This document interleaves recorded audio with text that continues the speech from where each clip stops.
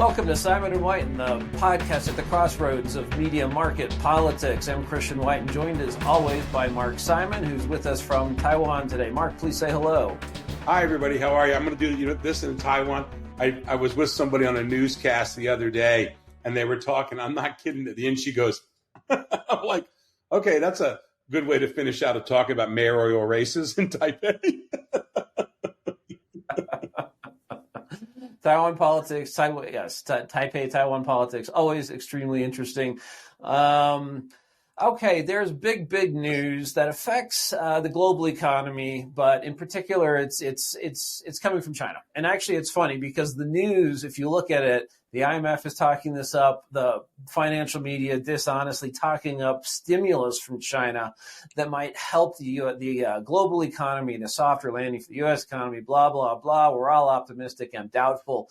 Missing what's happened with Evergrande, this giant property developer, most assets on the mainland, was just liquidated by a Hong Kong court. Correct me if I'm wrong on some of these details, but there'd been this idea that there was just no way to work out this company, no way to viability. Bondholders, shareholders were suing for liquidation to see if they could get anything out of it, and a Hong Kong court finally said, okay, yes, do it.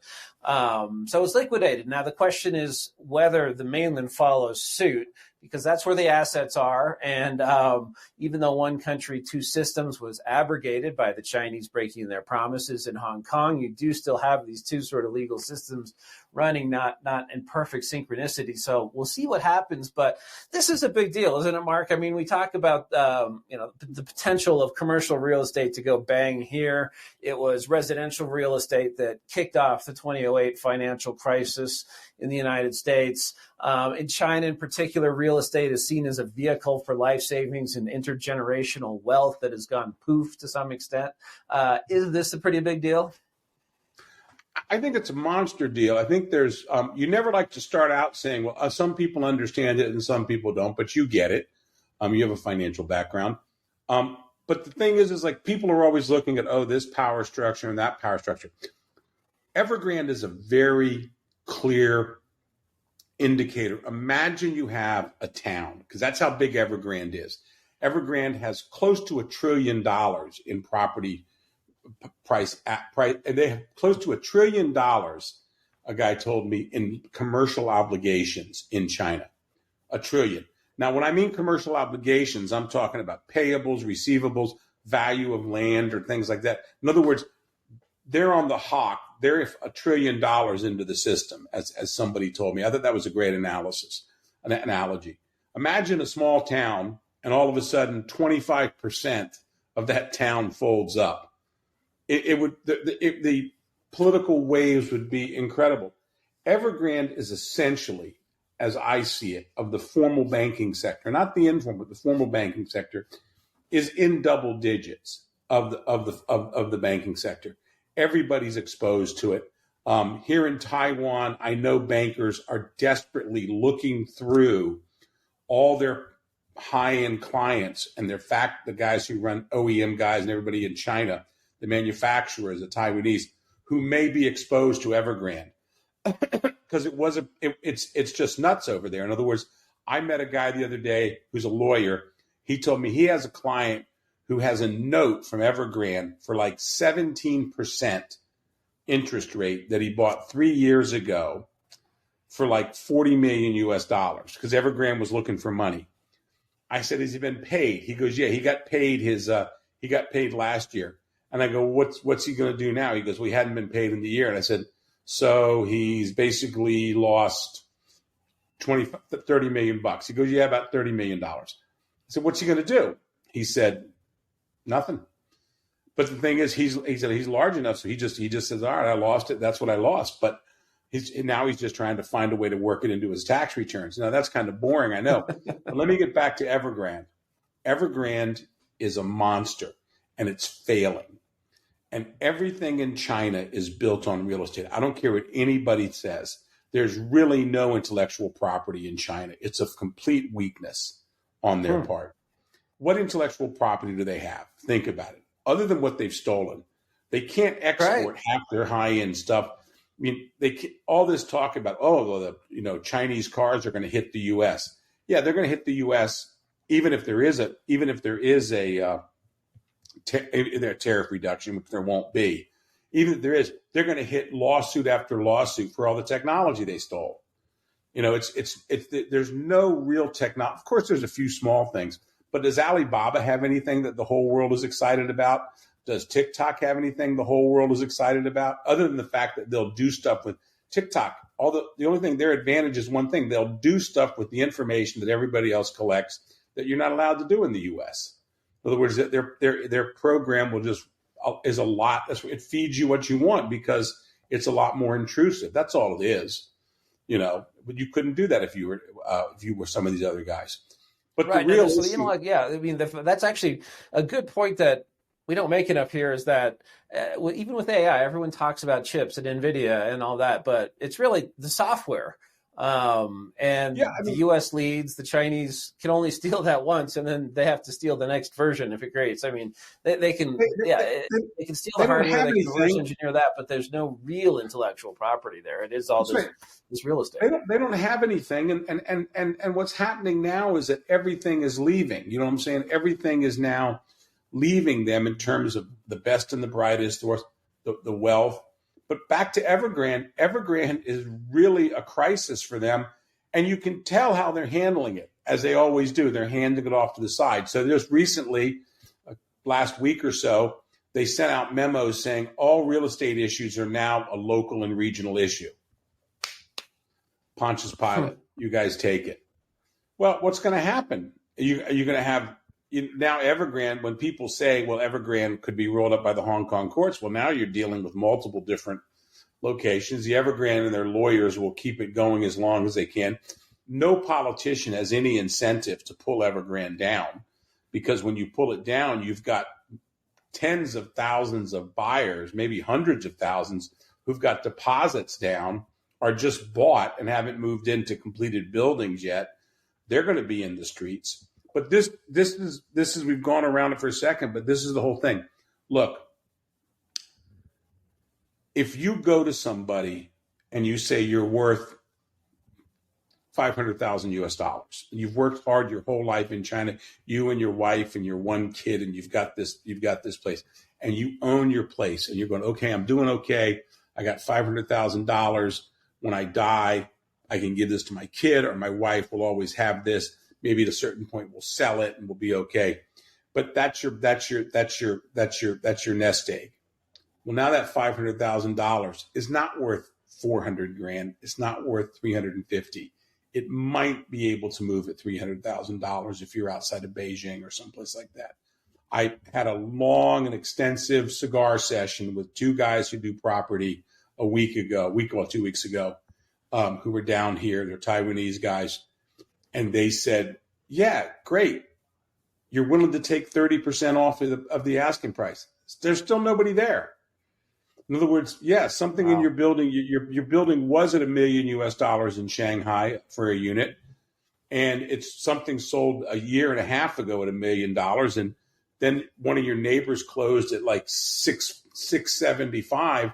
So you're at 650, but there's no buyer there. In other words, that buyer who bought at 675 is pretty happy. They're okay. They may take a head case, but there's nobody else showing up.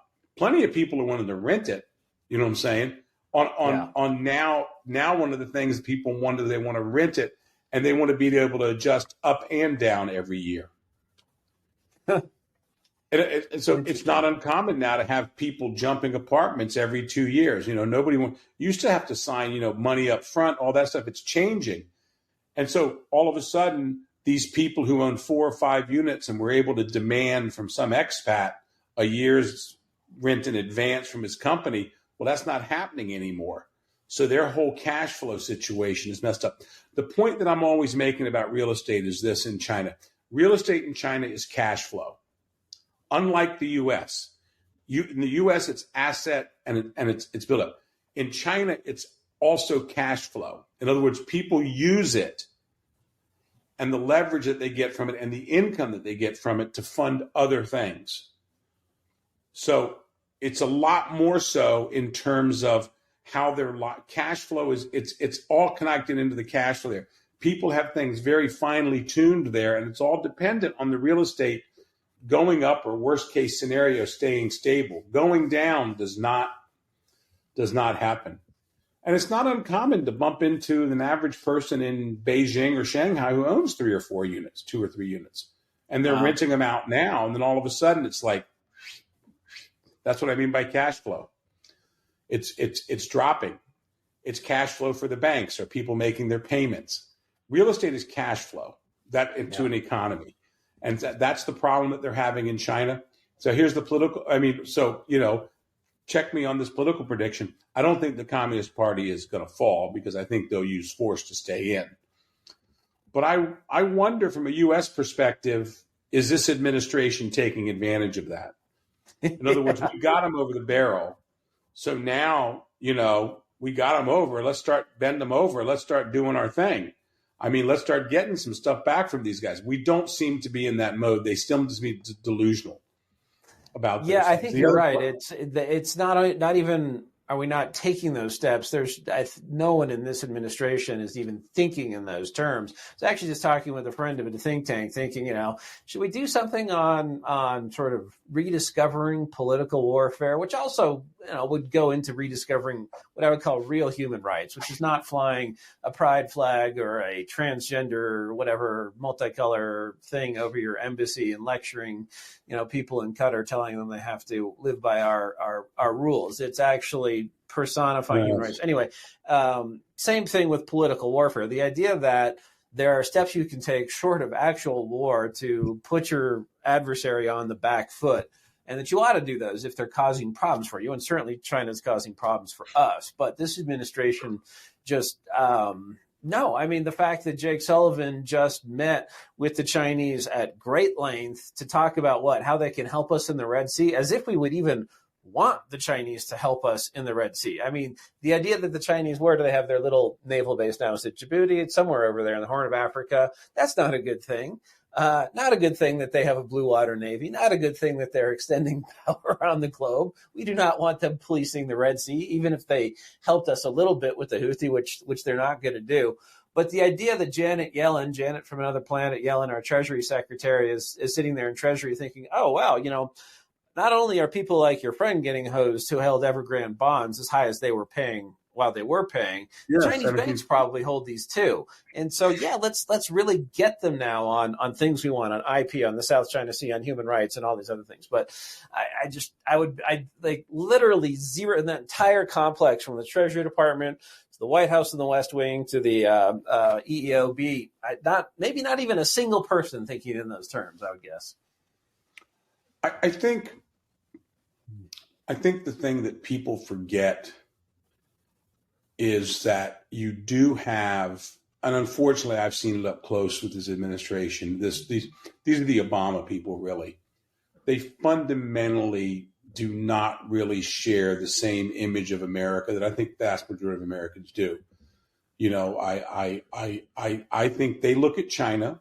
There's a lot of envy. Oh boy, think what we could do with climate change if we had that government. You know what I'm saying? Think what we could do. Think what we could do on a number of issues if we just order people around. There's an instinct there. It's a bad instinct. I've seen it for 20 years on the left in America.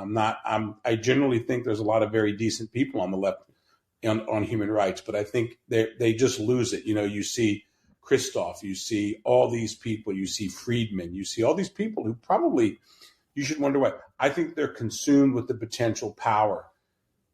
And the problem that you have now with this real estate situation is the entire premise of using power is over. Because like I said, they're giving it out to the regions and the cities and the provinces because they can't handle it at the national level. And that gets back to, I think, almost the same type of mentality that we have. We expect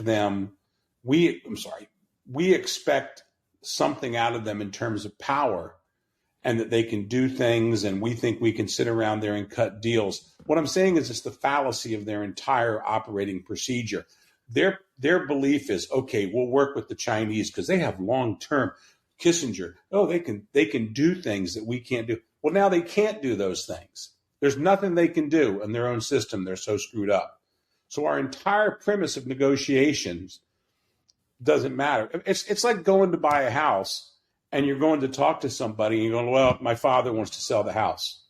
Where's your father? Oh, he's not here today. I'm just getting the prices for him. Well, I need to talk to your father about buying the house.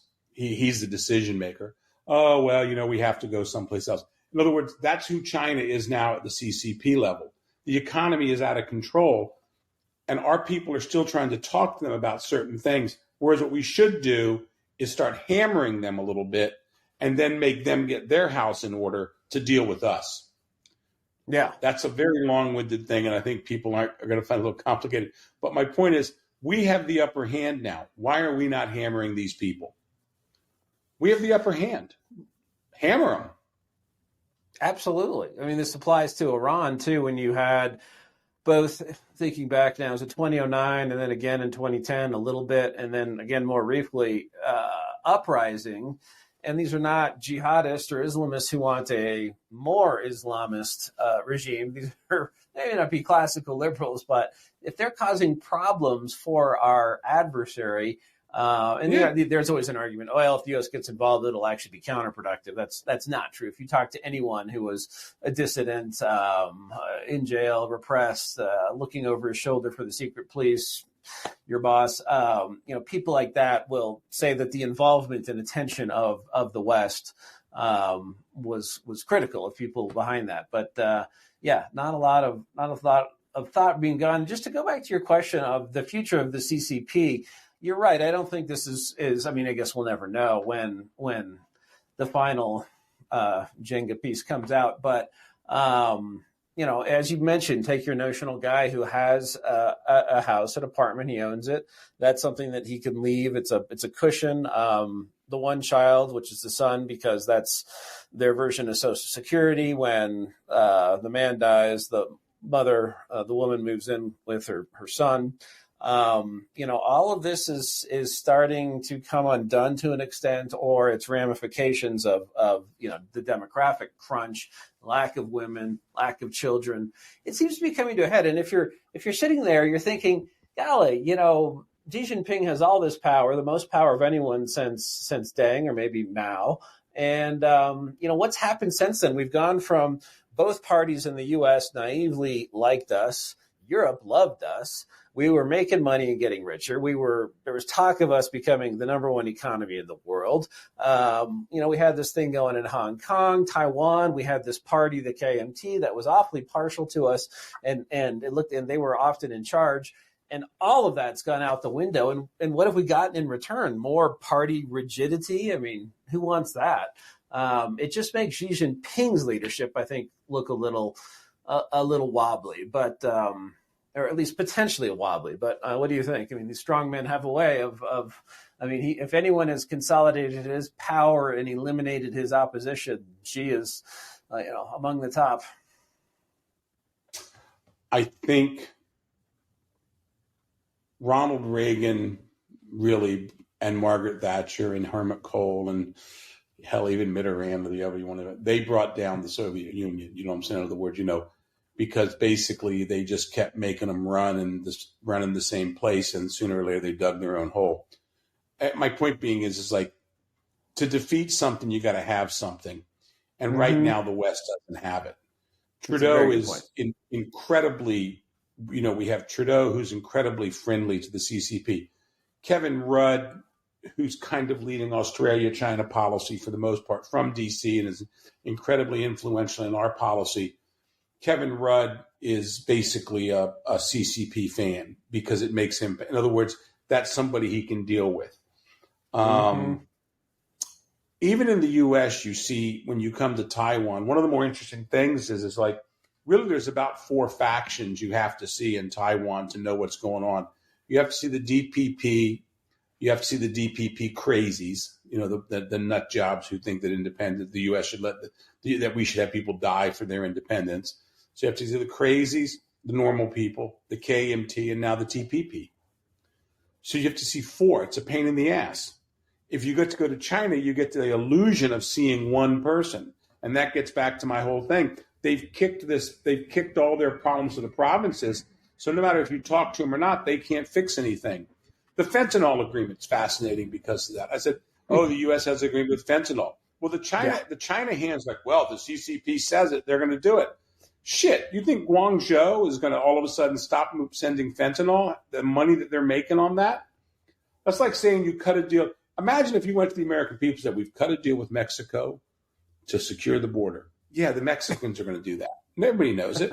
And the Chinese, we used to think the Chinese have the ability to do that. They've really never had the ability. There's an old saying, the mountains are high, the emperor is far. You know what I'm saying? They're not worried about it. Great saying. You know what's going to happen? There's going to be the only thing that fentanyl agreement is going to be is about 50 executions. They're going to go out there so Donald Trump goes, and you saw Xi Jinping. He can do it when he wants to do it. He's going to execute those guys. You know, they'll execute 20 guys for fentanyl. Biden and Trump will be going, look at that. They're doing their thing. Bullshit. You know, they basically executed 20 lackeys who got in the way, and the fentanyl will keep flowing because they don't have the ability to do it. Because in a non-democratic society, it's hard to get a bottom line. People always forget that. But my point I think your point is right. I think the CCP is going nowhere, and it's going to take a long time for them to get out of the way. But they're only going to do it when they get pressure to do it, and there's no pressure coming from this administration. I'm not even sure there's pressure coming from the Trump administration, My point is, I think there's not a sea change yet in the U.S., you know, and the West. And people always talk about we're hard on China now. We're hard on China, but nobody's near the Reagan years of Mr. Gorbachev tear down this wall. That's like, I mean, Biden, it blows their mind. Is she a dictator? Yeah, I remember at the State Department once when I was working on North Korean human rights, I gave a public talk in Brussels at a human rights thing, then was coming to Hong Kong. I think I met with you. It was a bunch of private meetings, no press that I was aware of, but a very concerned Foreign Service officer showed up at my hotel saying, well, we read your remarks in Brussels, and where you compared Mao Zedong to the other maximum dictators of the 20th century, Hitler and Stalin, they don't see it that way here. I'm like, okay, I don't know who you think they is. They is wrong, and maybe they should hear something different. And actually, if you talk people through this, I think there'd be some similarities, especially in death count. But yeah, no, just the what you said that even the language isn't there. And just one other point that you said. You have to have something to replace this with, and you're right. So you had this Reagan-Thatcher mostly financial revolution. The economies are coming back. People were confident in the West again. They were confident in America, confident in Britain. And you had Pope John Paul, who was, not into liberation theology. He was actually just into this, crazy thing called Christianity and Western civilization. And they were unabashed about it. And you don't have any of those factors currently. Maybe we will. But I don't think it does come. Even if there is a Trump administration, I think you would have higher tariffs. I think Bob Lighthizer would come back and go to town, and it wouldn't take him 2 years to do it this time. But you're right; it's not a redo of the 80s, unfortunately. No, I mean, I think. Look, the other thing with the 80s is, and I know this is going to sound odd. It's nice that we're on a podcast, so we don't have to make. I can talk about fallacies, and that sounds like I can stretch it out. I'm going to do that a little bit here too. The real problem is we're dealing with just a different class of people. I'm not one of these guys, oh, you're not tough enough, you know what I'm saying? And, oh, you have to be harder, and all that. The younger generation, I'm not like that. There's just a different mindset. The mindset of people who dealt with the Soviet Union was basically the greatest generation. In other words, everybody in power. Reagan, not a veteran, but basically World War II. He was. He just had terrible eyesight. He was a cavalry officer, but he made films, and during the war. That's right. He actually did. Send him back. But I don't think. I don't think there's any doubt that he would have probably gone to war. He seems like that type. But you had Reagan. It was a whole generation who had basically seen three major wars because. Vietnam wasn't a police. It was a major war. We had 500,000 guys injured and 50,000 dead. Korea, and of course, World War II. These were serious people who had seen hundreds of thousands of Americans killed and millions in the world. So the simple fact of the matter is that if you're going to play these little games that everybody at Harvard and go, well, he is an MBA, he's a specialist, or we're worried about a mantle, in other words, like, oh, we can't have a panel because it's a mantle. It just goes to the lack of seriousness. And it's one of the things I always get back to. So the fact of the matter is I'm not bemoaning that or just saying that, but look, we're just not there yet in the mindset. Now, does it take us a war in the Pacific to get there? I hope not. But the fact of the matter is that, the thing is, and I'll get in, this could get me in some trouble. The way the administration and the media tried to just push by these 3 people killed in the Middle East is phenomenal. These three guys, these 3 people, these 3 service people who were killed, these soldiers who were killed. I just sensed over here when I was searching it, when I was looking at just the ability to go back to what I call academic questions. And I think in the 80s, they basically understood. They understood repression. They understood what it was like to have a friend come out of a prison camp.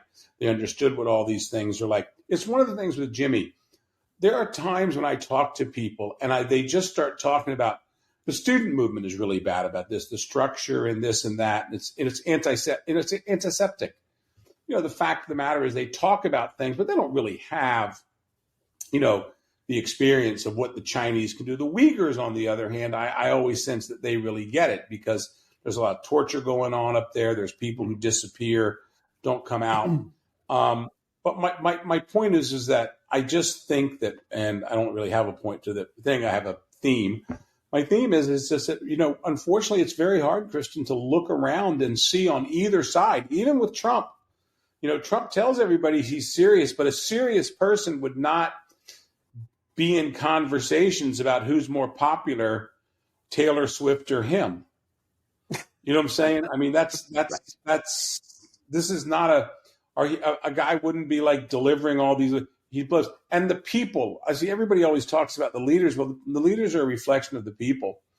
On the Democratic side, they're insane on some of the people. And the Republican side, you can't, it's not a good look either for us. So my point is like, when you start dealing with stuff, it's very hard to see in how things are going to change with China in terms of us having the ability to push them out. In other words, you've got to have an ability to push and apply pressure on them. And there's nobody in the regime or any place else. Pottinger, I think, was probably there, but Pottinger, he's not going to come back. And I do believe the Trump people think Pottinger was overall a mistake. I think in his heart, Jared Kushner and those guys, well, Kushner won't be around either. If Trump's in power, Kushner will come back. But I don't think you're talking about Matt Pottinger. He started out as the senior director at the NSC for East Asia, and then he was the deputy national security advisor when Robert O'Brien was the national security advisor. Hawkish on China, and he was interesting because he was a Wall Street Journal reporter in Beijing, and then joined the Marine Corps and was in Afghanistan, and then banking. Kind of a very interesting background, but he was sort of the one who put the policy meat on the bones of. Not so much the trade part, although I think he was in favor of certainly what Lighthizer was doing. But he's a hawk on trade. Yeah. And so you think that they thought he was too hawkish for the job, and they should have had an even more sort of wimpy treasury guy. I think in Trumpland, everything is loyalty. And I had kind of an argument with somebody. I didn't agree with them at all. They were saying, well, Matt was undercutting us. I'm going, how is Matt undercutting you? And the argument was basically what happened is Matt at January 6th made the decision to resign. He took a principal like a day statement. early. Yeah. A day early. No, Matt told me specifically, because I was joking if Matt was anonymous. I knew he wasn't the person who was writing something. But no, Matt told me without any sort of joke or funny look in his face, and this is long before January 6th, I think Donald Trump saved this country. Which is just very interesting that someone that you can be loyal and implement the president's agenda, have access to the Oval Office, and then it just takes one thing with these people, and that's the like the mafia, I guess. That's the problem with Trump is there's no intellectual diversity inside of it. And that's why I hate to say it, Chris, he's not going to win. I don't think he's going to be up against Biden too. I think the media is going to take Biden out. Whether it's Kamala Harris or not, I don't think it'll be her either. I think they're going to. Look, if you're going to rig the game, you rig the whole thing. So essentially, you basically stack the decks going into the convention. Joe Biden says they just tell him we can't nominate you, and out comes Gavin or somebody else. Now, I think that could also cost them the election too. In other words, if they do something like that, I think people could get really sick to their stomach.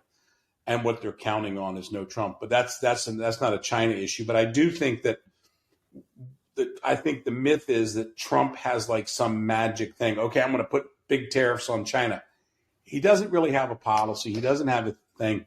It's again Donald Trump. I'll sit there and talk to Xi Jinping. His problem is Xi Jinping he's not the Xi Jinping that Donald Trump had.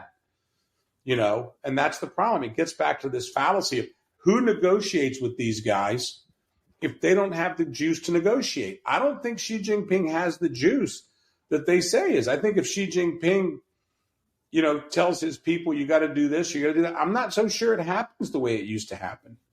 And I think that's both good and bad. I think it's good for Taiwan because I don't think they're going to be coming over here anytime soon. He'll get pushed back on that. But I mean, they're in real trouble. And that's why we get all the way back to this Evergrande thing. It's just amazing to me. People send me a note, hey, I heard this Evergrande's a pretty big developer. No, it's not like Bob Aberich, or Bernstein Builders in D.C. who builds a few buildings. These guys are the cash flow of the real estate sector. They're key.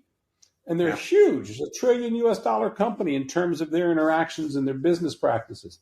So it's really going to be something. But I think what we're looking at here is really how it draws down on the country, and that's going to be really tough. There's a question on that. So your boss Jimmy Lai, remarkable in that he got rich sort of twice. First, coming to Hong Kong with the shirt on his back and very little else. Buying a dilapidated factory, building that into Giordano Men's Apparel, essentially got pushed out of that because he sided with the students at Tiananmen or sided with those who wanted democracy after Tiananmen, and they had operations in the mainland, and that did not compute. And then gets rich in entirely different industry, media, which is one where it's so easy to lose a lot of money. And you're competing with billionaires who are willing to lose money just out of vanity. And you're competing against the Chi-Coms and still succeeds. What did he think about sort of the real estate model that was being pursued on the mainland? Did he see any of this coming? He did. I mean, look, Jimmy is a Hayekian, Friedrich Hayek. He's a Hayekian businessman. He Road to Serfdom was his awakening. He was personal friends with Milton Friedman. That's well known. He's a Cato Institute loves him. You know what I'm saying? He's a small government guy. I used to call Jimmy like misplaced in terms of time. In Hong Kong, because we were always fighting the rear guard action in Hong Kong. We had Milton Friedman and Hayek bust, and John Cooperthwaite, the father, in our lobby to let people know where we stand politically. Economically, our economics were complete free market economics, and Jimmy fully understood this. And we would talk about like, oh, this property in China, it's going to crash. Well, he picked up a couple of years ago. He said, well, it may take 3 years, may take 7 years, may take 10 years. But he said fewer people means fewer apartments. You're not going to need them. And he said, at a certain point in time, what's the magic number? There's 3% too many apartments you start combining. There's 10% too many apartments you start collapsing. There's 20%. Maybe it takes that long to go down before it's collapsing. But the simple fact of the matter is, like he said, it's supply and demand. And so Jimmy saw this, but Jimmy saw also there's two things that I think really that are destroying, that are falling apart in Hong Kong, but have fallen apart in China and are really coming home. The first is there's just no checks and balances in China. In other words, all the checks and all the balances are with one group, not one guy anymore, but one group. And when the times are trouble, everybody's protecting themselves. So there's no accountability to the outside people. It's all accountability internally. And so they don't make decisions. Again, it gets back to that whole theme that I'm on to of like, there's nobody there to deal with. So he would see that as a guy who ran large corporations. They can't put together a response because there's no driving force. In the U.S. or the UK, any democracy, yeah, it may be a clusterfuck, excuse my language, but the fact of the matter is, it gets resolved because it will bottom out and other people will come in and fix it. And that's what they're promising the voters. In China, you don't have that. So Jimmy would look at that. The other thing he would look at is just how stupid it is to think that you can actually build wealth on real estate. He never liked that. In Hong Kong, he didn't own property. Now, part of the reason is, and he told me many times, he said, anything I have, they're going to take. He always had a belief that in 1997, and I think he was right, there was probably an idea, do we go after this guy or not go after him? And the decision was made not to go after him and some others. And then they just kind of kept it on the back burner, in fairness to him, for more than 25 years, 20 years. Then they decided to go after him. But his point is, if I owned anything here, because we got offered a couple of places. I remember 2011, 2012 or something around then, there was a really nice house that he was really interested in. You could actually buy it. It was actually going to be a standalone house, and it was for like, $25 million US, and we could fix it up and it would have been nice. And he just said, if I put it here, he said, they're going to take it.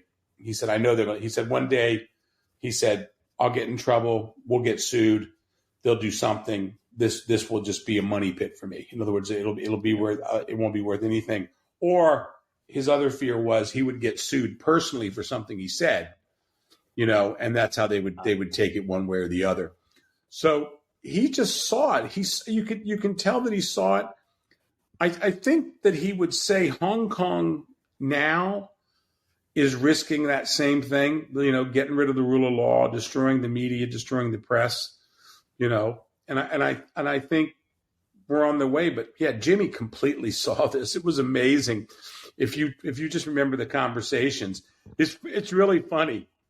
He liked Gordon Chang a lot, but he just said a few years back, he said, it was really funny. He said, not a few years back, like 10 years ago, he goes, I keep predicting that China's going to collapse, but I've just stopped doing it because I'm wrong all the time. He said, but he said, these are the things that are going to happen. But I think what he did, I remember talking between him and one of our other senior editors, and we were having a conversation about why it hadn't happened yet. And he said he underestimated the demand in the rest of the world for Chinese goods. In other words, he underestimated the export power. He told me that once. He told us. He said that a couple of times. It's true. I didn't have chance to write on it. Right. Now, the late Claudia Rosette once said to me, too, that people forget that these dictatorial systems do have a way of lasting longer than they should. I mean, when you had that succession of geriatric leaders of the Soviet Union, Brezhnev, Andropov, Gromyko, was there another one? And then they got to Gorbachev, who maybe people blame him for taking it down. I think maybe he bought him a few more years. But why didn't the Soviet Union collapse in 1979? Why did it make it to 91? And it is. I mean, these sort of these houses of cards can be propped up for an unusually long amount of time, but eventually, they seem you're to go. A refugee from California. Look how long California has stayed propped up. Yeah, and they will. And the other thing too is one of the things also about China is, and I'll quote Jimmy again. Jimmy always said, initially Deng Xiaoping and Jiang Zemin and even Hu Jintao, they did a pretty good job of staying out of the way of the economy. You can say what you want to say about them, but they really did do a pretty good job of just staying the hell out of the way, which is probably the most important thing that we've learned. I mean, I always tell people the Trump tax cuts helped, but what really helped was just getting the hell out of the way. Right. The deregulation. That's what helps. And I think that's when he comes in, I think that's going to be the explosion. I think he knows that too. if he gets in. Biden, on the other hand, they're going to regulate. Your son's going to be basically being told what size milk jug he can have or something like that. If he brings it, he's going to be suspended and sent to a camp for re-education because he has one of those big milk jugs they have now or something like that. Oh, right. Those are going around. Whatever that is. Yeah, it's a great line from Lawrence of Arabia where you have the guy who's playing General Allenby arguing with the medical officer. The medical officer says, "Sir, we can't just do nothing." And Allenby goes, "Why not? It's often best." Yes. Let's make that guy president. No, I mean it's that's a great line. It is, but I do think the thing is like the boss. He said, it's, and the point that he's making is that these people came from such hardship and they've got things now and they don't want to lose those things. So the fact of the matter is for them to go back to the streets in China, for them to go back to the streets in Hong Kong, they're going to have to lose a lot more. Hong Kong is probably stable. It will not be anything from the West. There's no color revolution. But let me tell you something. You drop Hong Kong property prices another 20%. I do not think that John Lee and Chris Tang, the top two guys there, are going to be having that good of a time. And I think the same thing in China. And I think the fact of the matter is they don't know how to turn it around. They really don't know how to turn it around. I mean, honestly, I don't really know how they turn. I mean, I know what I would do, but I don't know whether it would turn it around or not. And their problem is they've got no other source of wealth other than, quote unquote, manufacturing, which they're losing that advantage, because their cost is rising because of a shrinking workforce. So they got a little bit of pricing power, but that pricing power is going directly to the people. That's good. But they've got all these problems, but there's no dynamism in the economy. It's like the other day Elon Musk said, I'll let you go to Elon Musk said, well, they're going to overrun us in cars. Elon Musk wasn't threatening. He was saying, hey, you got to protect us. There's 100. I was watching CNBC. Mara Barra from GM said there's 100 electric car manufacturers in China. Now, I happen to know, being here in Taiwan, and we've seen a few of them here, that they're junk. They're absolute junk. They're disposable cars. They literally run for 2 years and they're junk. I couldn't imagine what would happen to a fleet of BYD cars in Chicago with a week of negative of like 10-degree weather. It'd be over. They'd just crack. They'd disappear, dissipate. Abandoned. But the thing is that could, people could say, okay, it's a disposable car. I'll get a new one, and then I'll just keep going. But the point is that they don't have anything. And I really think, Christian, I have to tell you, I think they're in a lot of trouble. We've talked around it. It's the reason why I like podcasts. We can talk about everything and I can explore. So I apologize to any listeners who watch, viewers who are a little confused. But I don't think we're dealing with anyone in China who's really in charge anymore. I think they've got massive problems because this real estate. The real estate are looking to turn into cash flow issues very quickly. And the U.S. on our side should be doing something to push them. And that, by the way, that pressure would help them reform too. That outside pressure that we're putting on them. And then I'll leave it with my final prediction. Here's my next prediction. I am buy you a steak dinner. You and Marco, everybody else, steak dinner, Chase. My prediction is after the election next year, the Biden administration, led by John Kerry or someone else in a special role, is going to propose a bailout for China. Huh. Wow. That's my prediction. I absolutely predict that. I don't think we really understand the mentality of the elites in what they want to do. It is like F you to the American public, to the British public. This will right our ship. You can already see the people on CNBC saying, "Oh, in the long term, everybody benefits." I mean, you can almost hear that NPR voice going off. You know what I'm saying? Right. Well, Biden seems unperturbed by the fact that he's diluted everyone's money, earnings, owning, anything.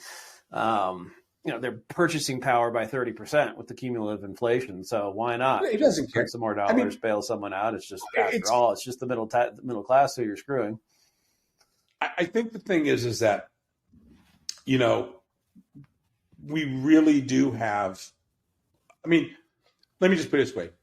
If you've got a couple, there's like hundreds of these couples in Washington, D.C. now, where one is an undersecretary, or one's a SES2, a staff member. If you're a staff member at the White House and you're making like 165, okay, you're equivalent of a GS-14, and they move 165, and your wife is over on Capitol Hill as a senior legislative director. I'm actually thinking of the person right now. Between the two of them, they're making about $340,000 a year, because she makes about 160, he makes 160. So they say, about 320 a year, 320 a year. Plus they both get a little bonus on his side, so they 320 a year. 320 a year puts you in, just so people know, that puts you in the top 3% of earners in the world, in the country.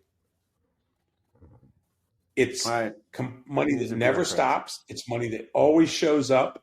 It's money that's there, as I call it. And they're fine. And we've literally got throughout the Biden administration. And let me tell you something. The Trump administration had some people like that too I bumped into. You know what I'm saying?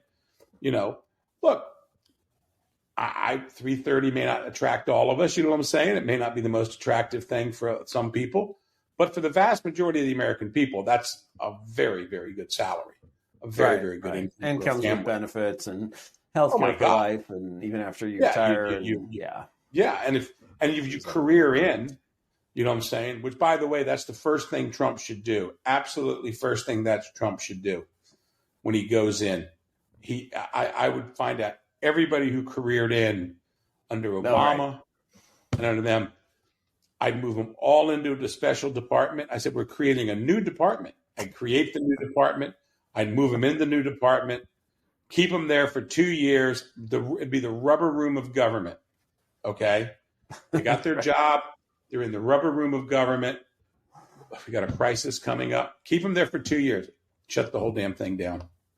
Right. You're better off paying those people to sit in the rubber room and do nothing than to have them messing around with the economy.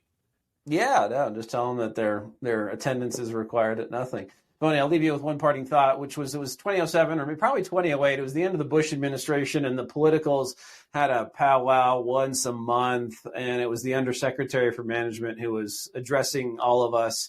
And she said, and some of you might want to be interested in becoming permanent employees. Who here is interested in, she didn't use the term burrowing in, but that's what she meant. And absolutely no one raised their hand in the entire group. It was pretty funny. Yeah, because the Bush guys were all. But that's not the case with the Democrats. They like burrowing in. I mean, the thing is like, in fairness to the Biden administration people now, a lot of them aren't going to career in too, because they've created a system where basically you go outside and you can milk money off of it, like no tomorrow. Right. Years ago, I got offered a job. There was a lobbying firm that they wanted to have me. It was before I was really on the shit list for China. And a friend of mine was saying, "Oh, you should come join us." And I was like, nah. And it wasn't really that attractive financially, but it wouldn't have been a burden. In other words, we could have done it, but there was not a lot of upside. But I just remember they were telling me how they would bill my hours.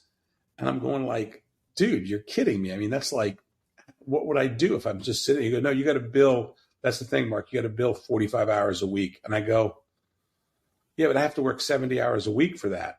And he's like, no. I said, well, that's not law firms. I mean, law firms, if they bill 40 hours just for good, the guy's usually working 50, you know what I'm saying? He's working, sure. They don't bill every hour.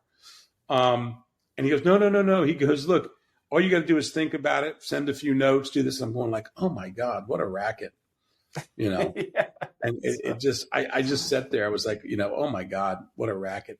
That's why, when you have good lobbyists and you have good people, you're okay. But I mean, you look at DC, it's a cesspool. Anyway, Yeah, that's a too late swung. call. But anyway, I hope you're doing well. Take Great. care of Yeah, yourself. well, we're going to take you up on that prediction. Steak dinner if we bail out the Chi-Coms. Stranger things have happened. I'm not saying it's going to happen. I'm going to say it's going to be a serious proposal. It'll be an administration level proposal. Yeah, Jamie Rubin will be out there. It'll get destroyed. It'll get eaten alive on that. Our new favorite man, John Fetterman, will do something with it. We got to talk about him sometime. Excellent. Yeah, that's right. I can see that. You can't make fun of him anymore. Swing down. Yeah, suddenly I've become in favor of putting on the Senate floor. All right, that's it for this edition. We'll be back again soon with another one. Talk to you later. Bye.